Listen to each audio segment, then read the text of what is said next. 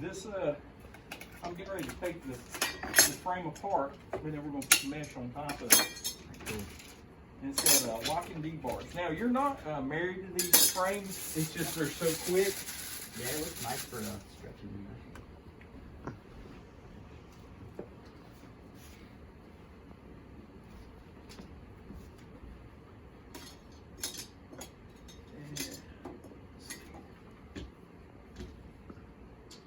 Now, as I was saying earlier,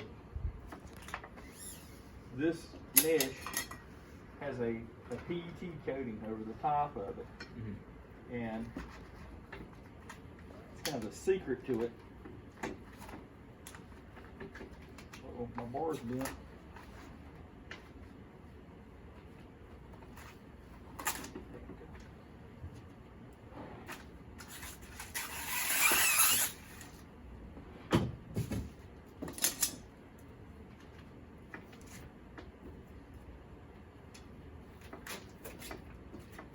And now what I'm going to do is tighten it up.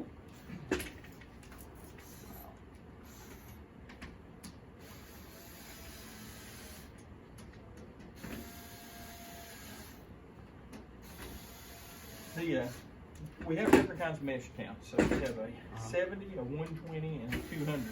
Now our mesh counts work differently than traditional string printing. Mm-hmm. You can get a lot higher detail with a lot lower mesh count. Oh, so like a 100 could work for like a 200? Yeah, our 70 will act like about a 110 to a 135 traditional. Oh, that's cool. Our 120 will be 155 to 235. Cool. And then our 200 will be like 305. You can just use any screen opener like when you're changing colors, or? You need to use one that's a lower solvent.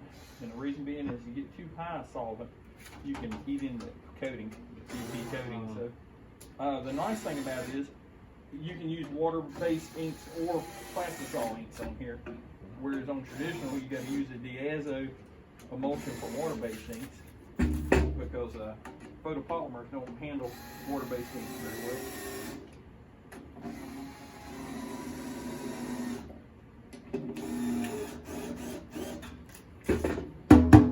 Wow.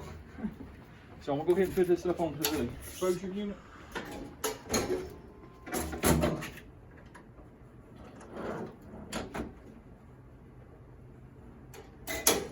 Lock it into place, and so you'll see on my image here. So that's the image that I'm going to print. I'm going to do it in white ink, so I'm inverting it. Okay.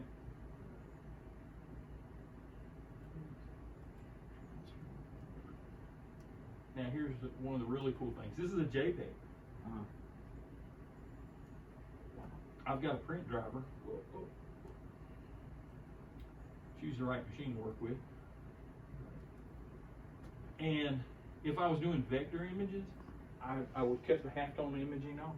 But because this is a grayscale, I go to screen covered and I can set my lines per inch on it. So I'm gonna do 60 lines per inch.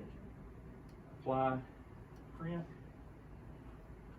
and it's gonna send the data over. And when I click print, it's gonna take about 40 seconds to burn the screen. Oh my goodness. We'll carry it over to the press and we'll start printing it. And you'll see what kind of detail it gets. That's wild.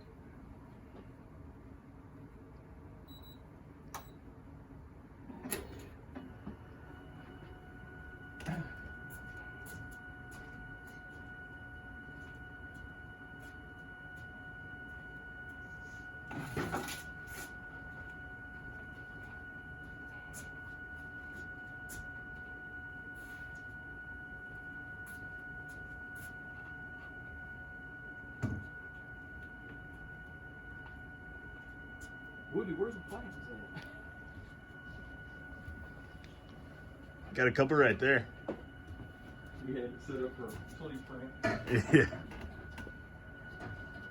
And so what's happening there is the thermal head is heating up, and it's putting a hole into the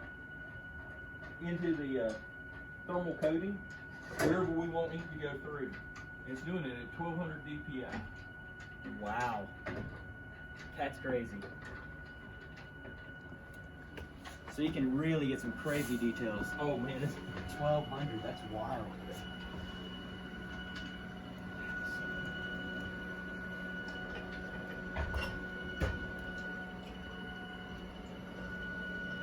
And when it gets done, there's no rinsing it out. It's done. You carry it over and start painting. Immediately. Yeah.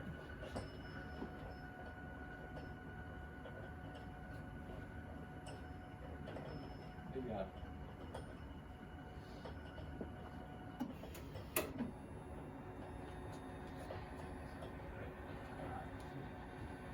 So it's done burning. Got some white ink down here.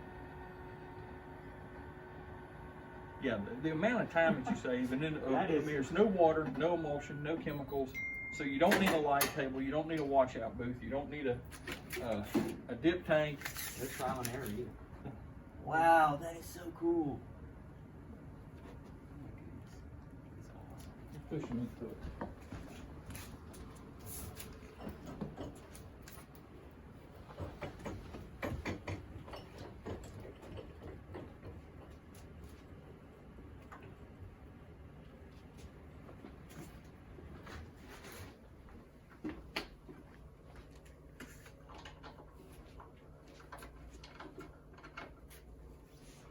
That's enough to hold it in place. Let me slide it a little bit, grab my fill on. I think I got some white ink over there. Of course, I've got no thin white ink, so it'll be fun pushing it through. Alright.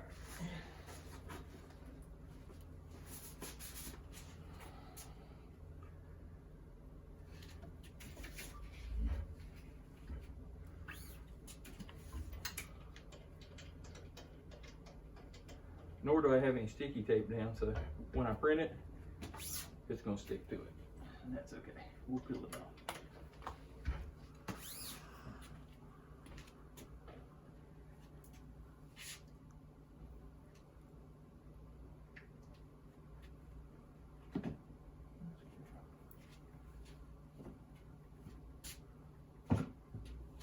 Slide right where you're at. Spatula.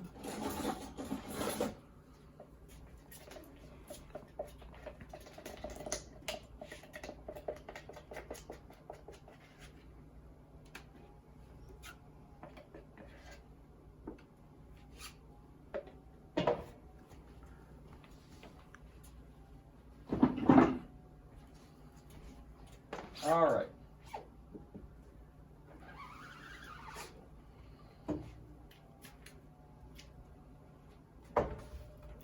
Whoa. That is crazy. I mean, if you're doing a traditional screen printer, it's hard to get those kind of Oh, halftones. that's You'll never wash out all those halftones. that is so cool. Oh my goodness. But yeah. In less than 10 minutes, you can do that. Oh yeah, yeah.